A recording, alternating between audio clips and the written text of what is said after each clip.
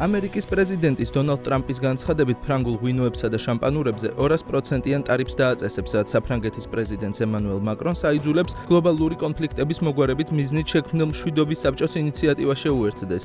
მისი თქმით, მაკრონი თანამდებობას ძალიან მალე დატოვებს. ცნობისთვის მედიაში გავრცელდა ინფორმაცია, რომ საფრანგეთი აპირებს ამ ეტაპზე უარი თქვას ინიციატივაში გაწევრიანების მიწვევაზე. ტრამპმა თავდაპირველად მშვიდობის საბჭოს შექმნა ღაზაში ომის დასრულების გეგმის ფარგლებში გამოაცხადა, თუმცა გასულ კვირას მსოფლიო ლიდერებისთვის გაგზავნილ მიწვევაში საუბარია კონფლიქტების გლობალურად დასრულების როლზე. როიტერსის ინფორმაციით, ამერიკის ადმინისტრაციის მიერ 60-მდე ქვეყნისთვის გაგზავნილი წესდების პროექტი წევრებს $1 მილიარდი ოდენობის ნაღდი ფულის შეწირვისკენ მოუწოდებს, თუ სურთ, რომ მათი წევრობა 3 წელზე მეტხანს გაგრძელდეს. ამერიკის პრეზიდენტი დონალდ ტრამპი ქვეყნის უმსხვილეს ბანკს JP Morgan Chase სასამართლოში უჩივის. ტრამპის არჩევს უახლოესი 2 კვირაში შეიტანს, მიზეზად კი საბანკო მომსახურებაზე უარის თქმას ასახელებს. მისი მტკიცებით, ბანკმა მასთან თანამშრომლობა 2021 წლის 6 იანვრის მოვლენების შემდეგ არასწორად და შეუსაბამოდ შეწყვიტა, რაც პოლიტიკური დისკრიმინაცია იყო და არღვევდა ამერიკის საბანკო კანონმდებლობას. საკითხი აქტუალური მას შემდეგ გახდა, რაც პრეზიდენტმა სოციალურ ქსელ Truth Social-ში უარყო Wall Street Journal-ის ინფორმაცია იმის შესახებ, თითქოს მან ბანკის აღმასრულებელ დირექტორს ჯეიმი დაიმონს ფედერალური რეზერვის თავმჯდომარის პოსტი შესთავაზა. ტრამპმა ამ ცნობას სიცრუე უწოდა და ხაზი გაუსვა, რომ ის დაიმონთან თანამშრომლობას არ გეგმავს და მის ბანკს სასამართლოში უჩივლებს. თავის მხრივ JP Morgan Chase-ის წარმომადგენლები ტრამპის ბრალდებებს უარყოფენ. ბანკში აცხადებენ, რომ ისინი 80 მილიონზე მეტ ამერიკელს ემსახურებიან და მათი პრინციპია არავის შეუზღუდო მწვდომა ფინანსებზე სოციალური ან პოლიტიკური შეხედულებების გამო. მსოფლიოს უმდიდრესი ადამიანი ილონ მასკი უმსხვილეს ამერიკულ სტარტაპ OpenAI-სა და მისი 27%-იანი წილის მფლობელ ტექ გიგანტს Microsoft-ს უჩივის. როგორც მილიარდერი აცხადებს, კომპანიებმა მასკის მიერ სტარტაპის შექმნის საწყის ეტაპზე გაწეული დახმარებით ბოროტად ისარგებლეს და ფულის გაკეთება დაიწყეს. მილიარდერის მიერ გაწეული დახმარების ბოროტად გამოყენების მოტივით მასკი OpenAI-სა და Microsoft-ისგან $127 მილიარდი გადახდას მოითხოვს. სასამართლოში შეტანილი სარჩელის თანახმად 109.4 მილიარდი თავად სტარტაპმა უნდა გადაიხადოს, დანარჩენი 25.1 მილიარდი კი Microsoft-მა. ცნობისთვის 2015 წელს დაფუძნებულ კომპანიაში ილონ მასკმა $38 მილიონი ჩადო, თუმცა მაშინ წილი არ მოუთხოვია. მილიარდერმა წილი არც 2019 წელს მოითხოვა, როცა 4 წლიანი არაკომერციული საქმიანობის შემდეგ OpenAI-მ ნაწილობრივ კომერციული მიმართულების განვითარება დაიწყო და კომპანიებს, მათ შორის Microsoft-ს 27%-იანი წილის შეძენის საშუალება მისცა. სტარტაპისა და ტექ გიგანტის ადვოკატები აცხადებენ, რომ დავას მარტივად მოიგებენ, რადგან მასკის წინაშე ფინანსური ვალდებულება არც ერთ მათგანს აღებული არ ჰქონია. საქმის განხილვა აპრილში დაიწყება. წამყვანი ჩინური სოციალური მედიის პლატფორმა TikTok-ი ევროკავშირის ბაზარზე ასაკობრივი კონტროლის დამატებით მექანიზმებს შემოიღებს.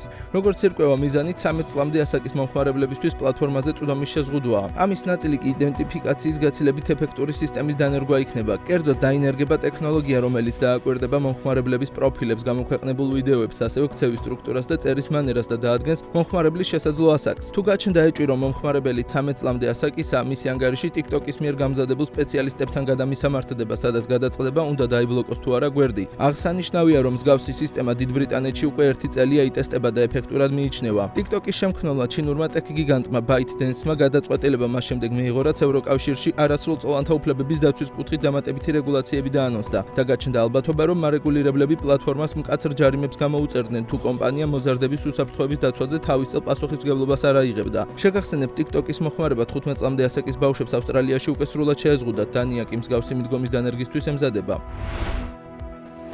დიდი ბრიტანეთი ბავშვებისთვის სოციალური ქსელის აკრძალვას განიხილავს. როგორც სააგენტო როიტერი წერს, განიხილება, რომ ავსტრალიის მსგავსად აკრძალვა გარკვეულ ასაკამდე პირებს შეეხოს და პარალელურად სკოლებში ტელეფონების გამოყენება გამკაცრდეს. დიდი ბრიტანეთის მთავრობის განცხადებით შეისწავლიან საკითხს, რამდენად ეფექტური შეიძლება იყოს ბავშვებისთვის სოციალური მედიის აკრძალვა და როგორ განხორციელდეს ის საუკეთესოდ. ბრიტანეთის მთავრობა ასევე განიხილავს ზომების მიღებას სოციალურ ქსელებზე დამოკიდებულების საწინააღმდეგოდ. ამასთან მედიის ცნობით ბრიტანელი მინისტრები ავსტრალიაში ჩავლენ, რათა მათი მიდგომები შეისწავლონ. გასულ თვეში ავსტრალიაში 16 წლამდე ბავშვებისთვის სოციალური მედიის გამოყენება აიკრძალა. როიტერის ინფორმაციით, მსოფლიოს მასშტაბით მარეგულირებელი ორგანოები ცდილობენ შეამცირონ ის რისკები, რაც ბავშვების მიერ სოციალური მედიის გამოყენებას უკავშირდება. ასევე გამოიკვლიონ ეკრანთან გატარებული დროის გავლენა მათ განვითარებასა და ფსიქიკურ ჯანმრთელობაზე. ბრიტანეთის საზოგადოებრივმა მაუწყებელმა BBC-მ და წამყვანმა ამერიკულმა ვიდეო პლატფორმა YouTube-მა პარტნიორობის ახალი შეთანხმება გააფორმეს, როგორც Financial Times-ი უწყება, გაერთიანებული სამეფოს პირველი არხი YouTube-ისთვის ექსკლუზიური მასალების, მათ შორის დოკუმენტური ფილმებისა და მცირე ზომის სიუჟეტების დამზადებას დაიწყებს, რითაც არა მარტო ახალგაზრდა აუდიტორიის მოზიდვას, არამედ შემოსავლების მიღების გაზრდას გეგმავს. BBC YouTube-ზე უკვე წლები აქტიურადაა წარმოდგენილი, თუმცა სახელმწიფომა რეგულირებლის მიერ დაწესებული შეზღუდვების გამო მასალების მონეტიზაციას ვერ ახერხებს და ვერც კერძო შეკვეთებს იღებს. YouTube-ისთვის ექსკლუზიური მასალების გადაღებით BBC-ს მარეგულირებლის შემზღუდვებისგან თავის არიდებით დამატებითი შემოსავლის გენერირება შეეძლება. ამასთან მოახერხებს YouTube-ის მაყურებლის ინტერესებზე გათვლილი მეტი ვიდეო შექმნას. ცნობისთვის ამჟამად BBC-ს შემოსავლის ერთადერთ წყაროდ ქვეყნის მასშტაბით არსებული გამოწერის სერვისი ითვლება, უფრო ზუსტად ყველა ოჯახი, რომელსაც საზოგადოებრივი მაუწყებლის ყურება სურს, გადასახადის გადახდა უწევს. ანალიტიკოსების შეფასებით BBC-ს გადაწყვეტილების მიზეზი ბოლო წლებში არხის მიმართ ყურადღების შემცირებაა, გამომწერების გაუქმება და კონკურენციის მკვეთრი გაზრდა.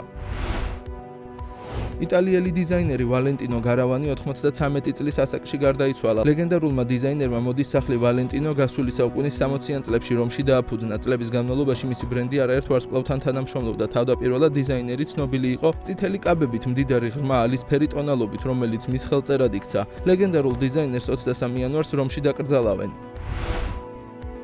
იტალიის ქალაქ ვერონაში ქალაქის ერთ-ერთი ყველაზე მნიშვნელოვანი ღირსშესანიშნაობა ჯულიეტა საივანი ფასიანი ხდება. ამიერიდან შენობის შიგნით განთავსებულ მუზეუმში ვიზიტისთვის 12 ევროს გადახდა მოგიწევთ. ჯულიეტა საივანი იტალიის ერთ-ერთი ყველაზე მონახულებადი ადგილია. ყოველდღიურად მას 8000-ზე მეტი ადამიანი სტუმრობს, რომლებიც უზარმაზარ რიგში დგებიან. გარდა ამისა, წყვილებს, რომლებიც საივანზე გასვლას მოახერხებენ, ამიერიდან მხოლოდ 60 წამი მიეცემათ ფოტოს გადასაღებად. ჯულიეტას სახლში დაშვებული ადამიანების რაოდენობა კი 130-დან 100-მდე შემცირდა. ვერონას მერიის განცხადებით, ეს ზომები მოგზაურთა უსაფრთხოების იქნა მიღებული. პიკის საათებში ჯულიეტას სახლის ეზოში ტურისტების ბრბო იკრიბებოდა. ჯულიეტას სახლი თავისი ცნობილი აივნით მე-13 საუკუნის აღდგენილი რეზიდენციაა, რომელიც ოდესღაც დიდგვარო ან დალ კაპელოს ოჯახს ეკუთვნოდა. შექსპირის რომეო და ჯულიეტაში კაპულეტების ოჯახის შთაგონების წყაროს წარმოადგენდა.